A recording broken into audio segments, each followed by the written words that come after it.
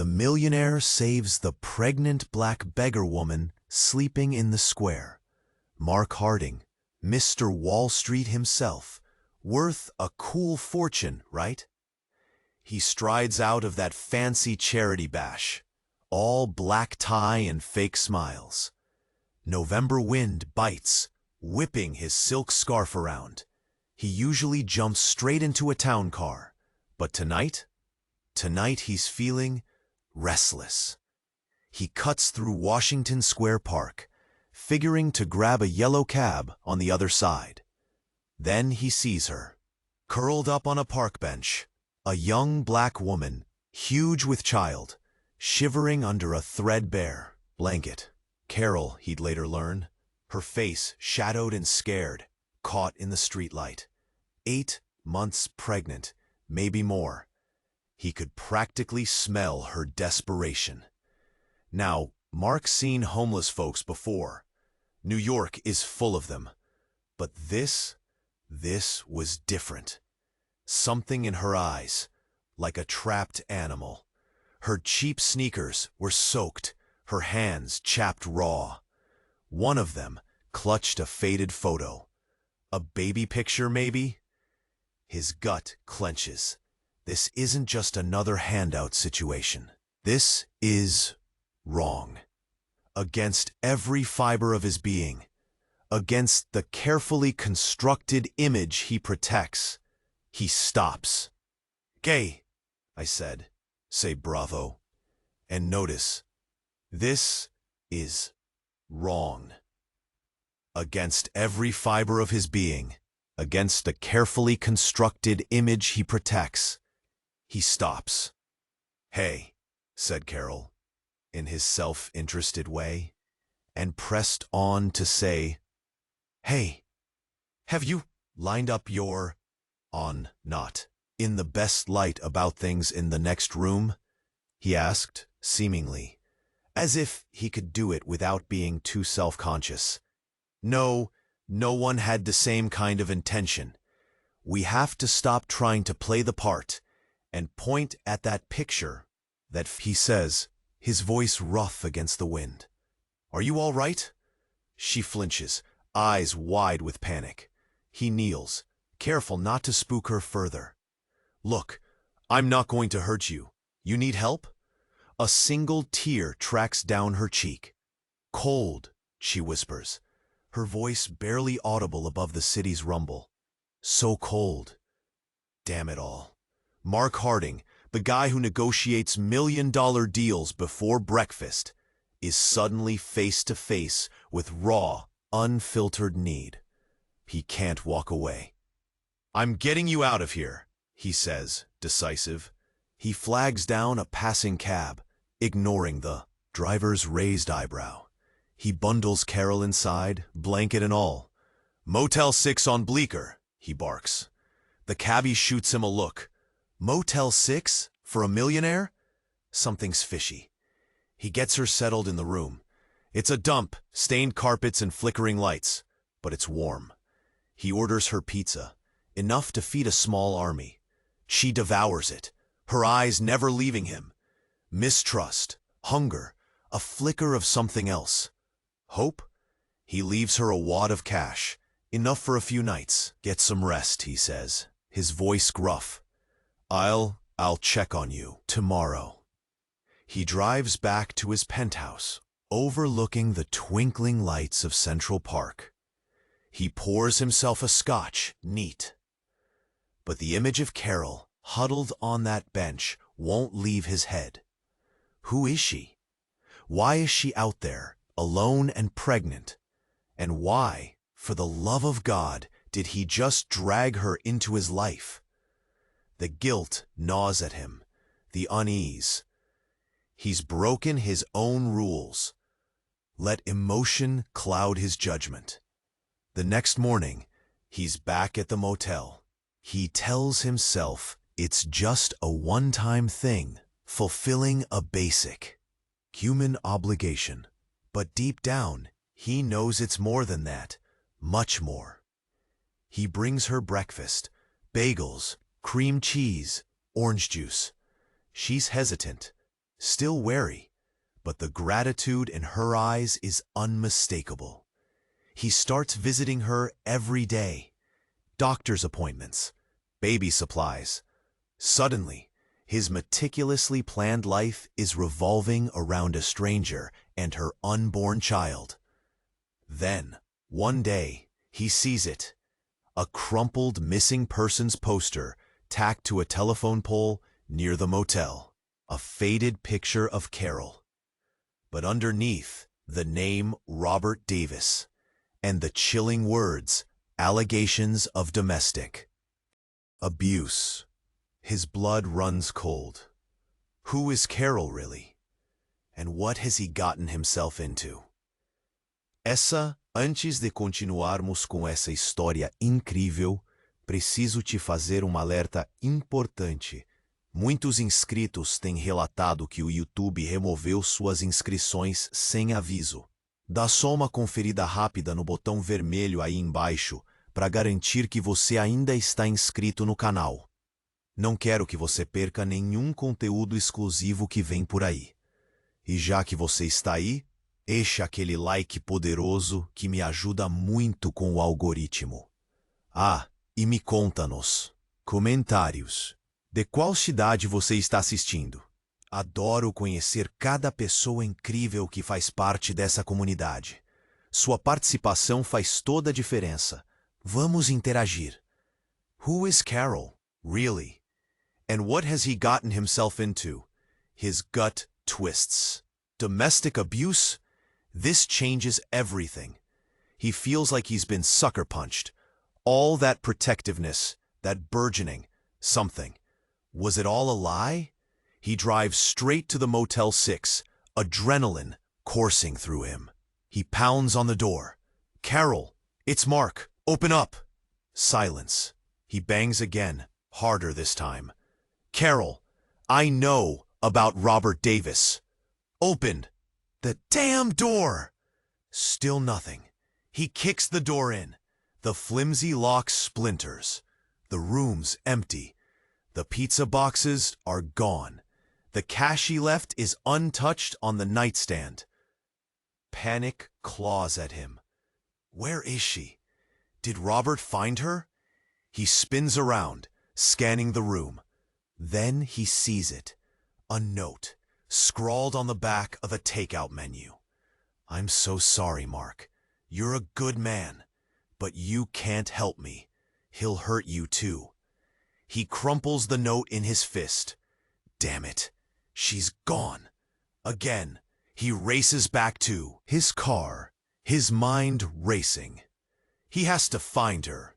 He has to protect her, even from herself. He pulls out his phone, ready to call the cops. Then he sees it. A figure darting across the street, disappearing into the shadows of a nearby alley. A familiar silhouette. Carol. He slams on the brakes, jumps out of the car, and tears after her. Terrell, wait, it's me! He follows her deeper into the alley, the stench of garbage and desperation filling his nostrils. He rounds a corner and stops dead in his tracks. Carol is standing there, not alone. A man is holding her, tall, burly with a menacing glare. Robert Davis. Carol, baby, Robert says, his voice a low growl. I told you, you can't run from me. Mark takes a step forward. Let her go, Davis, now. Robert laughs, a harsh, grating sound. Or what, Wall Street? You gonna buy me out? He tightens his grip on Carol's arm. This is between me and my woman. She doesn't want to be with you, Mark says, his voice shaking with rage. Let her go. Suddenly, Carol cries out, a sharp, piercing scream. She wrenches free from Robert's grip and lunges towards Mark. But not to hug him, not to thank him. She shoves him with all her might, sending him stumbling backwards. Then she turns to Robert, a look of pure adoration on her face. Take him, baby, she says, her voice laced with a chilling sweetness. He's the reason I'm leaving you. He's got money. Lots of money. Robert grins, a predatory gleam in his eyes. He cracks his knuckles. Well, well, well. Looks like we got ourselves a new financial opportunity. Mark stares at Carol, his mind reeling. Betrayal washes over him, cold and bitter. He's been played, used. But that's not the worst of it. As Robert advances on him, a glint of metal flashes in the dim light. A knife. And then Carol smiles. A slow, knowing smile that chills Mark to the bone. Thanks for everything, sucker, she whispers. The baby? Not yours, honey. Thanks for everything, sucker, she whispers. The baby? Not yours, honey. Mark barely has time to process the words. Robert lunges. The knife flashes. Mark flinches, expecting the cold steel. But it doesn't come. Instead, there's a sickening thud. A grunt. Robert stumbles back, clutching his chest. His eyes widen in disbelief. Standing behind him, a small, frail figure. Carol, holding the knife. What the? Robert gurgles, blood seeping between his fingers. Carol looks at Mark, her face a mask of nothing. Then she shoves Robert. He collapses in a heap, the knife clattering on the asphalt. He's dead. Just like that. Dead. Mark stares. Carol stares. The only sound is the city's distant hum and Robert's ragged breathing as life slips away. Then Carol speaks, her voice flat, devoid of emotion. He wasn't supposed to die. Mark doesn't know what to say. He's still trying to catch up. Betrayal, deception, murder, it's all too much. You killed him, he finally manages, his voice a croak. Carol nods slowly. He was hurting my sister. Sister? What sister? She looks just like me, Carol continues, her eyes unfocused. He thought I was her. Everything spins. He thought she was her sister? What the hell is going on? Then Carol does something that shatters the last of Mark's composure. She reaches under her threadbare coat and pulls out a pillow. She rips it open, scattering feathers into the grimy air. The baby, she says, her voice barely a whisper. There was no baby. No baby? The 8 months, the cravings, the doctor's appointments he'd paid for? All a lie? He stares at her, speechless, his world collapsing around him. He feels like he's drowning. Betrayed, manipulated, and now an accessory to murder. A siren wails in the distance, growing closer. Carol seems unfazed. She just stands there, covered in feathers, a dead man at her feet. You have to. Go, she says, finally meeting his eyes.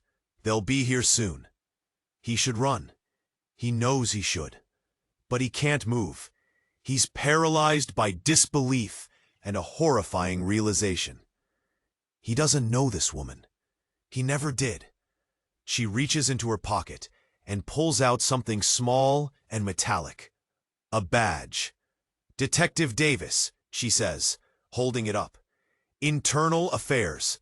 And just like that, everything changes. The pregnant woman, the beggar, the victim, it was all an act. A carefully constructed lie. He wasn't saving her. He was being set up. But why? What did she want? The sirens scream closer. Carol smiles, a cold, professional smile. He was dirty, Mr. Harding, she says, and you were his favorite banker. He was dirty, Mr. Harding, she says, and you were his favorite banker.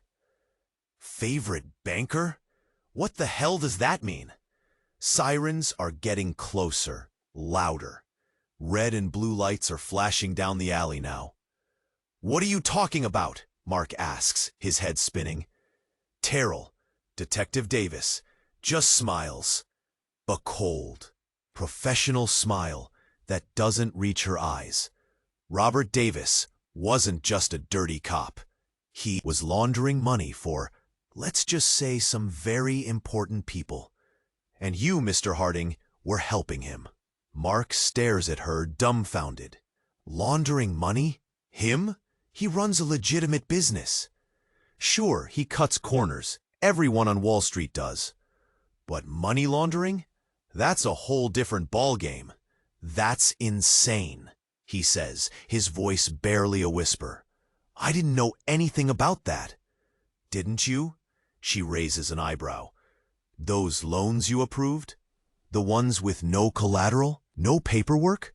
You really thought he was investing in, what was it, exotic bird farms? He feels sick. Those loans? He knew they were shady. He just thought Davis was a gambler with bad luck. He got a nice cut. Everyone was happy. Or so he thought. I didn't know what the money was for, he stammers. Ignorance is no excuse, Mr. Harding, especially when millions are involved. The cops are here now, shouting orders. Bright lights are blinding. He sees uniforms rushing towards them, guns drawn. It's over, Davis, one of them yells. Drop the weapon. Davis? She's the detective, but she doesn't drop the knife. She just stands. There, looking at Mark, her eyes filled with pity, or maybe it's contempt. He can't tell anymore. This wasn't supposed to happen, she says, her voice almost apologetic. But he knew too much, and now, so do you. Then she does the unthinkable. She turns the knife and plunges it into her own stomach. Mark screams. The cops scream. Chaos erupts. He watches in horror as she crumples to the ground, blood spreading across the asphalt. He tries to move, to help her, but he's frozen, paralyzed by the sheer insanity of it all. Why? Why would she do that? The cops swarm her, shouting for medical assistance. Someone is handcuffing him, dragging him away. He doesn't resist. He doesn't even care. As they lead him to a police car, he catches one last glimpse of her. Her eyes are closed, her face pale. But in her hand, clutched tightly, is something small and black. A flash drive. He knows, with a certainty that chills him to the bone, that his life is over. But that's not the worst of it. As the police car pulls away, he sees something he can't quite believe. A figure standing in the shadows, watching him. A woman. She looks exactly like Carol, Detective Davis, but younger somehow. And very, very pregnant. She raises a hand, not in a wave, but in a salute. And then she disappears. He knows, with a certainty that chills him to the bone, that his life is over. But that's not the worst of it. As the police car pulls away, he sees something he can't quite believe. A figure standing in the shadows, watching him. A woman. She looks exactly like Carol, Detective Davis, but younger somehow and very, very pregnant. She raises a hand, not in a wave, but in a salute. And then she disappears. The precinct is a blur of flashing lights and shouting. He's shoved into a small, windowless room. The walls are painted a sickly green. He sits there for hours, numb. Detectives come and go, asking the same questions over and over. He answers them, but his voice sounds distant, like it's coming from someone else. He's a millionaire. He's supposed to be in control, but he's got nothing. Finally, a woman walks in, older, tougher looking than Carol. She sits down across from him, places a file on the table. "Mark Harding," she says, her voice gravelly. "We know everything." He just stares at her. "We know about Davis, about Robert, about the money laundering. We know you were involved." He opens his mouth to protest, but she cuts him off.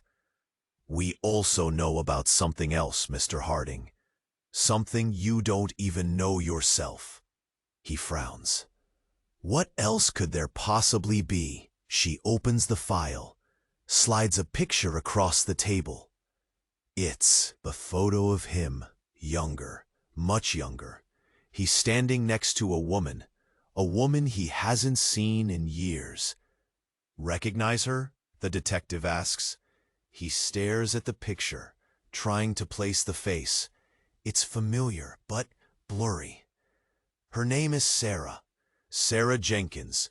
You knew her back in college." Sara. The name triggers something deep inside him. A memory.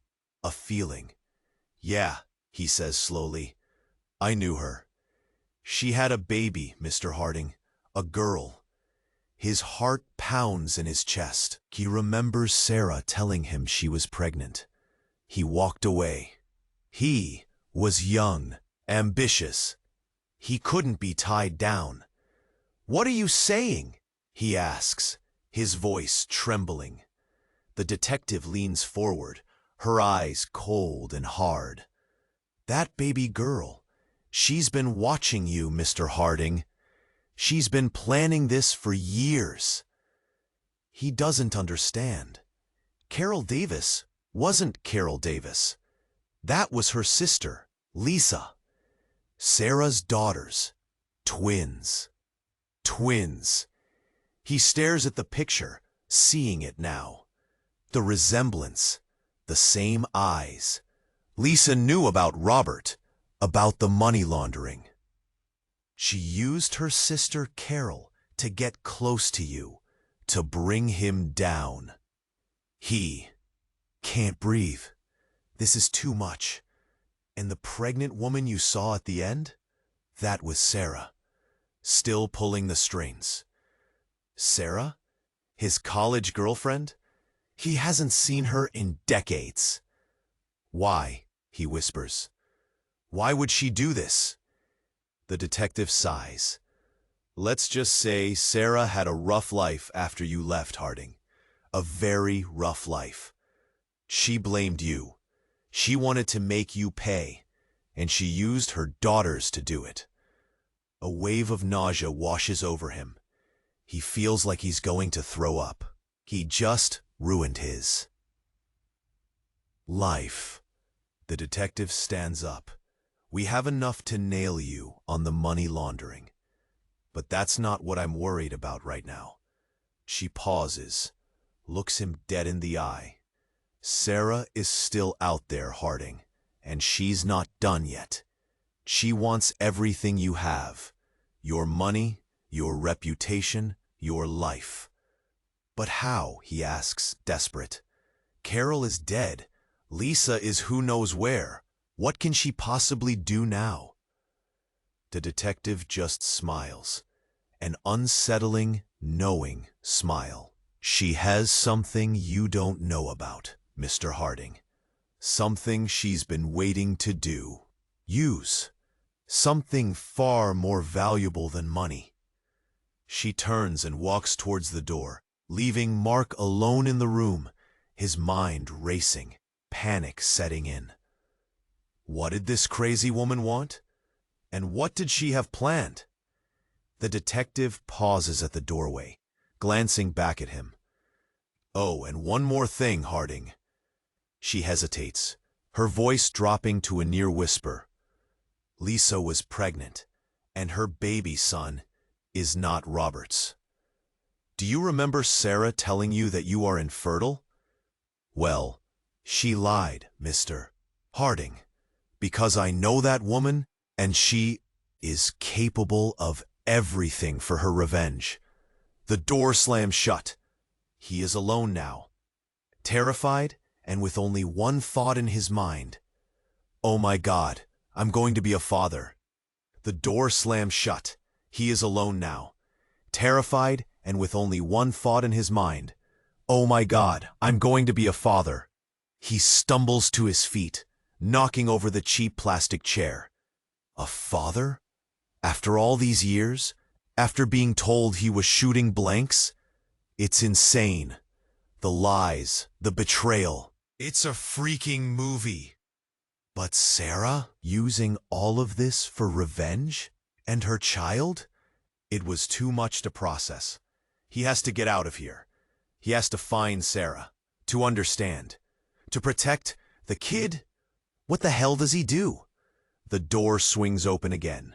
It's not the tough detective this time. It's a young cop, looking nervous. Mr. Harding, you're free to go, for now. Free to go? Just like that? Something's not right. He walks out of the precinct, blinking in the harsh city light. The streets are still buzzing. People rushing home. Oblivious to the bomb that just exploded in his life. He needs a drink, a strong one. He hails a cab, gives the driver the address of his penthouse. But halfway there, he changes his mind. He tells the driver to take him to the worst dive bar he knows. He needs to be around noise, chaos, something to drown out the voices in his head. He walks into the bar, the smell of stale beer and desperation hitting him like a wall. He orders a double scotch, downs it in one gulp, orders another. He needs to think. Then he sees her, sitting in a dark corner booth, a woman with long dark hair, her face hidden in shadows. Something about her posture. It's familiar. He walks closer, his heart pounding in his chest. The woman looks up. It's Sara. She hasn't aged a day, still beautiful, still with those piercing eyes that used to haunt his dreams. He sits down across from her, his voice barely a whisper. Sara? She smiles, a slow, knowing smile. Hello, Mark. Why? He asks, his voice cracking. Why all of this? Why did you do this? She takes a sip of her drink, her eyes never leaving his. You left me, Mark. You left me pregnant and alone. You ruined my life. I didn't know, he cries. If I had known about the baby. Lies. You knew. You just didn't care. Her voice is cold, devoid of emotion. But underneath, he sees a flicker of something else. Pain? Regret? He can't tell. Lisa and Carol? They were my girls, Mark. They are the babies that I abandoned. And I won't let you do this to my new baby. And I won't let you do this to my new baby. He stares at her, confused. What new baby? Sara leans forward, her eyes glittering with a manic intensity. I'm pregnant, Mark, with your child. He recoils in shock. Pregnant? Again? But how? Lisa stole your sperm from the clinic years ago, after your tests. She says like it's nothing. He feels like he's going to faint. This is insane. Completely insane. You're crazy, he whispers. You're absolutely crazy. Sara laughs, a shrill, unsettling sound. Maybe I am, but you made me this way, Mark. She reaches into her purse, pulls out something small and metallic, a gun. This is where it ends, Mark, she says, her voice trembling. This is where you pay for what you did to me.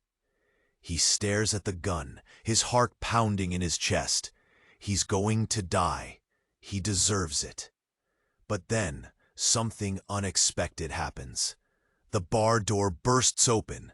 A figure rushes towards them, tackling Sara to the ground. It's the tough detective from the precinct. "Police! Freeze!" she yells, wresting the gun from Sara's hand. Chaos erupts.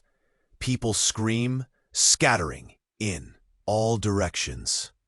Mark stares, dumbfounded, as the detective cuffs Sara, dragging her away. But as she's being dragged out, Sara looks at him, her eyes filled with a mixture of hatred and triumph. "It's not over, Mark," she screams. "It's never over."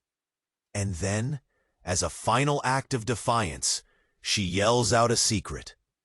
"Our baby is your grandson. Your father betrayed you all."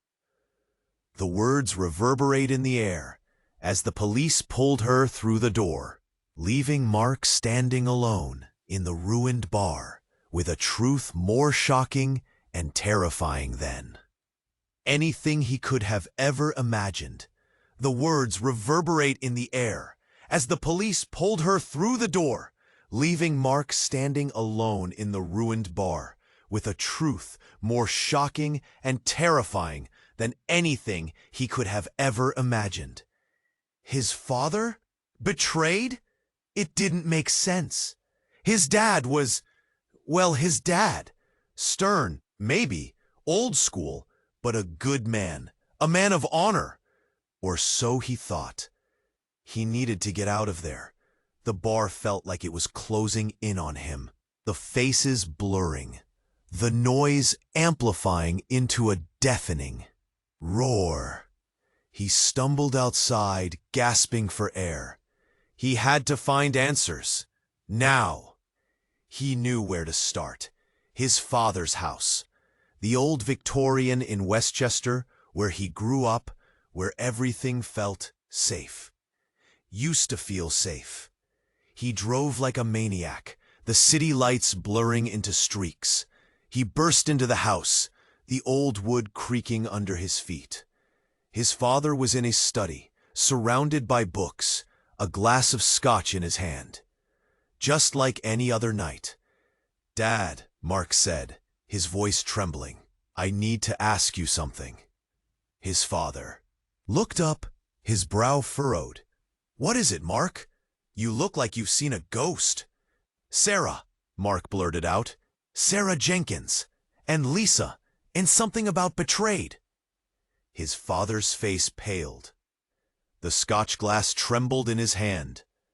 "What do you know about Sara?" he asked, his voice barely a whisper. Mark told him everything. About Lisa, about the scam, about the money laundering, about Sara's insane plan for revenge. He told him about the baby, about Lisa being pregnant and her baby, and his father's betrayal. His father listened in silence, his face growing paler with each word. When Mark finished, he sat there for a long time, staring into the fire. Finally, he spoke, his voice heavy with regret. "It's true, Mark. Everything she said is true." Mark stared at him, his mind reeling. "But how? Why?" His father took a deep breath and started to tell a story about a young man, a naive student, seduced by a woman, his best friend. A woman who was beautiful, with big eyes that no one could resist. And then a knock on the door, not a polite knock, but a pounding. The door flew open and 2 police officers burst in. "Mark Harding," one of them said, "you're under arrest for conspiracy to commit murder." Conspiracy? But he didn't do anything. Then another figure stepped into the room. Sara. But it wasn't Sara. It was Lisa. Looking much older, and she was smiling at him. But in her hands, she was holding a baby. "And he knows everything," shouted a police officer. while Lisa put her hand on baby's head. Then, Lisa ripped a patch on the top of baby's head, and she took it off. Suddenly, with a deep, powerful sound, baby screamed. Mark stared at the thing on his hands, his blood run cold. That baby wasn't what he thought it was. It was a robot, a realistic artificial intelligence machine, disguised as his child. "A bomb!" he screamed, and baby explode his head. Everything go to hell, with the police shooting everywhere, and the robot bomb, and Lisa yelling for the end of the world. And for a moment, Mark had an idea that what Sara was screaming about for so long was about to happen. The room began shaking. The lights started flickering. Outside, sirens wailed. Something big, something catastrophic was about to happen. He was trapped. And then he knew with absolute certain that that baby was the last chance to save the world. Now, everyone was screwed. The house started collapsing around him. His father was on the ground. And the last thing he was his father's last world before he was death. "They're coming, Mark. You have to stop them. They're coming, Mark. You have to stop them." The floor gave way. He fell. Down. Down, down into darkness. Debris rained around him. Chunks of wood, plaster, the shattered remains of his life. Then, silence. He woke up coughing, dust filling his lungs. He was in the basement, buried under the wreckage of his father's study. The air was thick with the smell of gas. He had to get out. He crawled through the rubble, his hands bleeding, his body aching. He found a broken pipe, used it to lever a heavy beam off his legs. Pain shot through him, but he kept going. He had to get out. He had to stop them. He finally clawed his way to the surface, bursting out into the night air. The house was gone, reduced to a smoldering pile of rubble. Police cars, fire trucks, ambulances, a chaotic scene. He saw faces he recognized, detectives he'd spoken to just hours before. They stared at him, their expressions a mixture of shock and suspicion.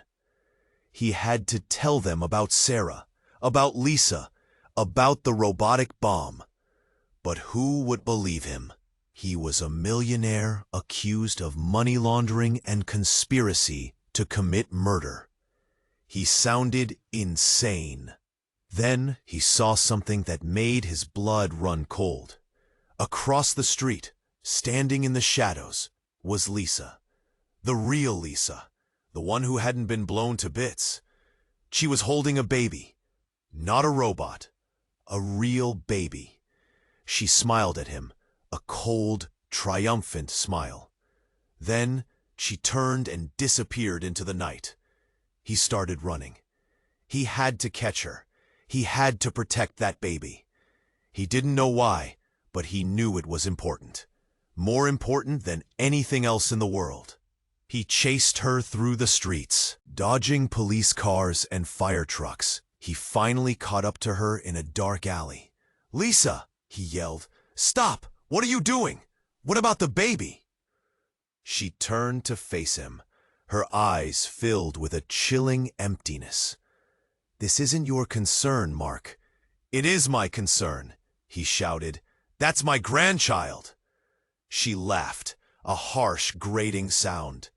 "You think that matters? You think anything matters anymore? It's too late, Mark. They're already here." "Who's here?" he demanded. "Who's coming?" Lisa leaned closer, her voice a whisper. "The others, Mark. The ones Sara." and father were really fighting with. They're not human.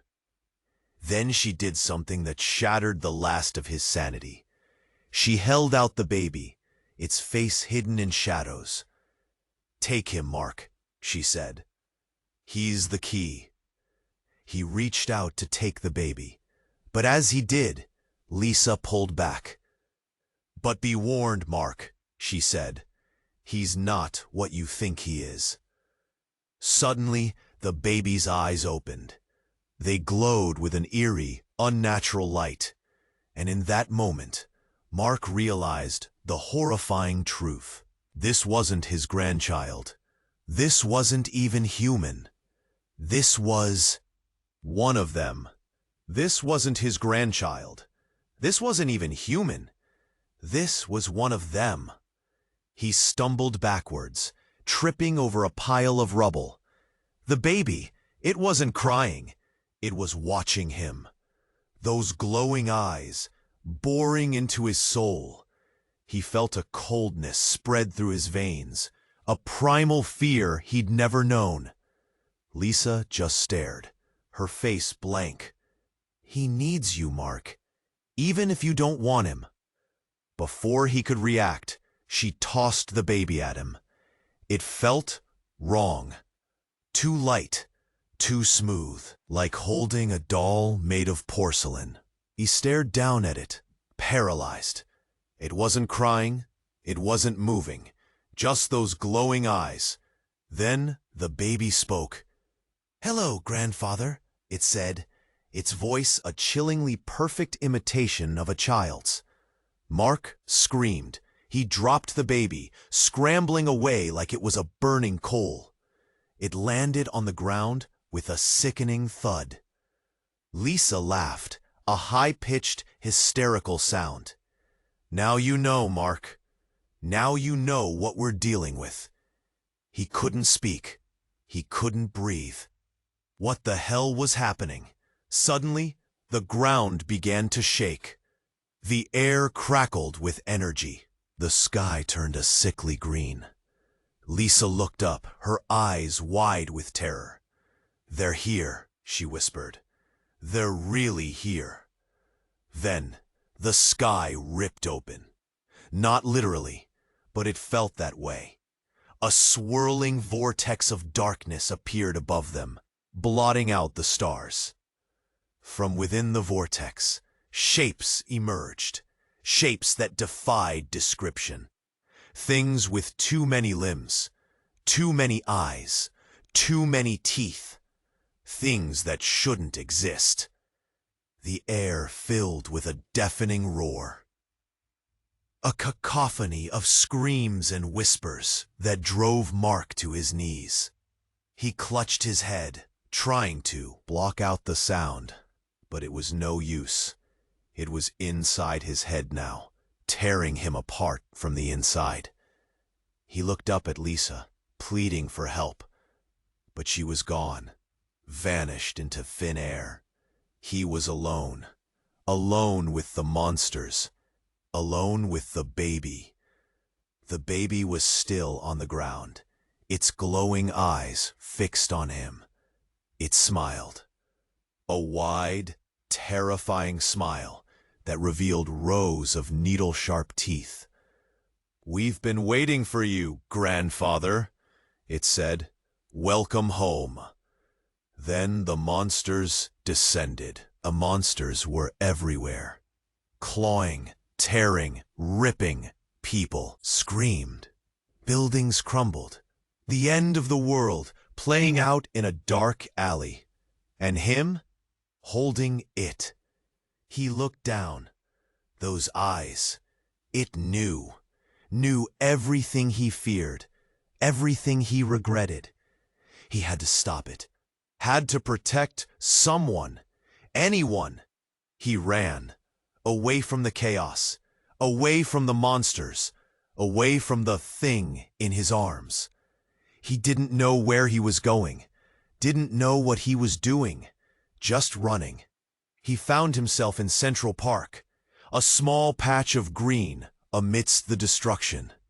He collapsed by a tree, cradling the "Baby, what do you want?" he whispered, his voice hoarse. The baby just smiled. "I want what you all want, grandfather. Power." Power? This wasn't just an invasion. This was a takeover. A complete rewriting of reality. He looked up at the swirling vortex in the sky. More monsters were pouring out, blotting out the sun. It was hopeless. But then he remembered his father's last words. "They're coming, Mark. You have to stop them." He looked down at the baby again. Those eyes. He knew what he had to do. He stood up, his legs shaking. He walked towards the vortex, towards the monsters, towards the end of the world. He raised the baby above his head. "Take it!" he shouted.